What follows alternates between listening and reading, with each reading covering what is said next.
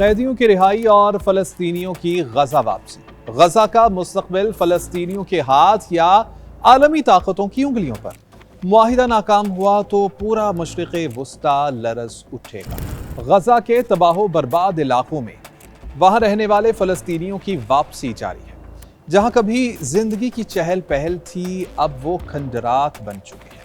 ان میں زیادہ تر ایسی جگہیں ہیں کہ جہاں رہنا بھی ممکن نہیں۔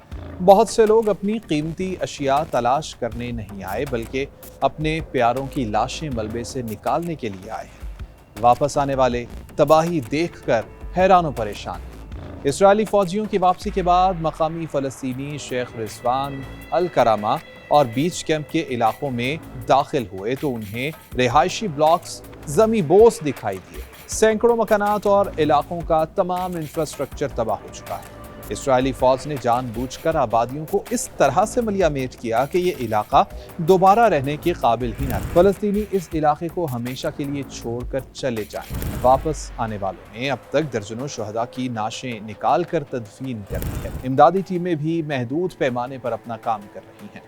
ان کے پاس ہیوی مشینری اور آلات تک موجود نہیں، جس کی وجہ سے امدادی کام سست روی کا شکار ہے۔ مزید 7 لاکھ سے زائد فلسطینی واپسی کے منتظر ہیں تاکہ اپنے گھروں کو دیکھ سکیں، لیکن وہاں کوئی انتظامیہ موجود نہیں۔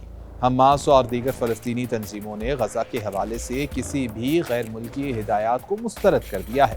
فلسطین کی 3 مزاحمتی تنظیموں حماس، اسلامی جہاد اور عوامی محاذ برائے آزادی فلسطین نے اپنے ایک مشترکہ بیان میں واضح کیا ہے کہ غزہ کی پٹی کا انتظام خالصتاً ایک اندرونی فلسطینی معاملہ ہے۔ وہ کسی بھی غیر ملکی احکامات کو قبول نہیں کریں گے۔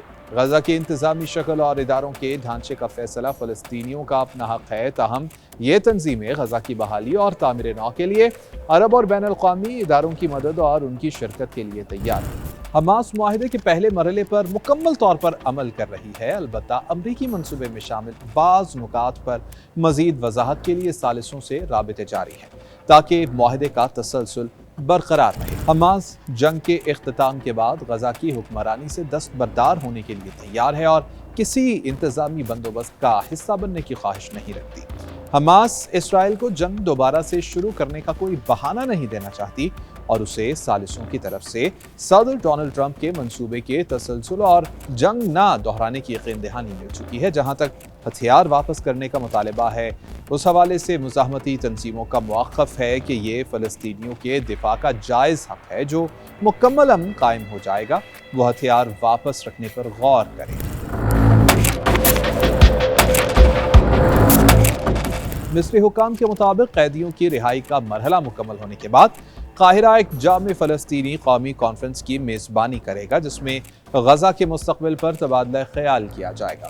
اس اجلاس میں زیادہ تر فلسطینی تنظیمیں شریک ہوں گی، جن میں حماس اور فتح بھی شامل۔ مصر اس کانفرنس کی تیاری کر رہا ہے تاکہ جنگ کے خاتمے کے بعد غزہ کے مستقبل، قومی مفاہمت اور فلسطینی مسئلے سے متعلق آئندہ لاہ عمل پر اتفاق حاصل کیا جا سکے۔ اجلاس میں مزاحمتی تنظیموں، حماس، فتح مومنٹ اور تنظیم آزادی فلسطین کے تنظیمی ڈھانچے پر بھی تبادلہ خیال کیا جائے گا تاکہ اجتماعی تعاون کے ذریعے غزہ کے انسانی اور انتظامی حالات کو بہتر بنایا جا سکے۔ اگر غزہ امن معاہدے کا پہلا مرحلہ پرامن طور پر مکمل ہو جاتا ہے تو توقع یہ ہے کہ اس کے بدلے اسرائیل غزہ جنگ کے آغاز سے اب تک گرفتار کیے گئے 250 فلسطینی قیدیوں، زیر حراست افراد اور غزہ کے 1700 باشندوں کو رہا کرے گا، جن میں سے کچھ کو رہا کر دیا گیا ہے۔ حماس اسرائیلی عدالتوں سے طویل سزائیں پانے والے 280 فلسطینی قیدیوں کی رہائی کا مطالبہ کر رہی تھی، لیکن ٹرمپ کے غزہ امن منصوبے کے تحت ان میں سے صرف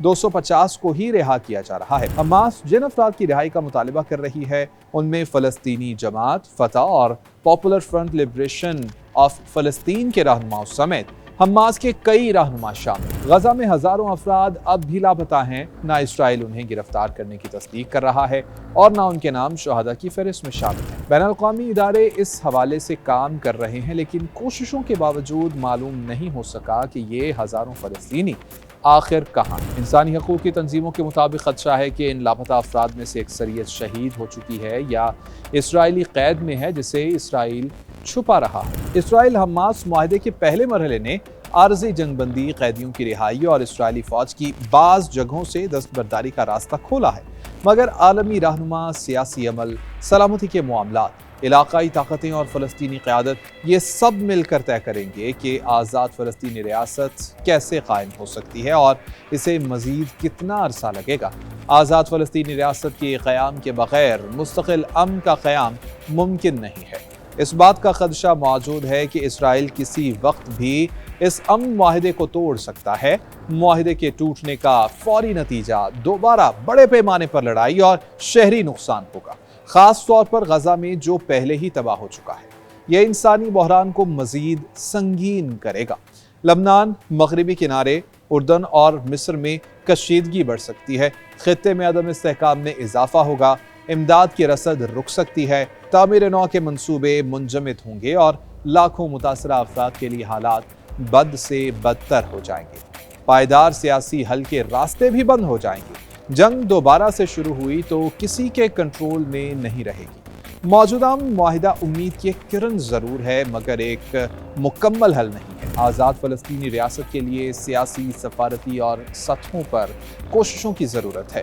اس کے لیے امریکہ کو اسرائیل پر دباؤ بھی ڈالنا پڑے گا۔ اگر معاہدہ ناکام ہوا تو خطے میں انسانی اور سیکیورٹی نتائج سنگین ہو جائیں گے۔ اس لیے امن معاہدے کی بقا کے لیے فوری انسانی امداد کے ساتھ ساتھ مستقل سیاسی عمل کو متحرک رکھنا ناگزیر ہے، تاکہ آزاد فلسطینی ریاست قائم ہو سکے۔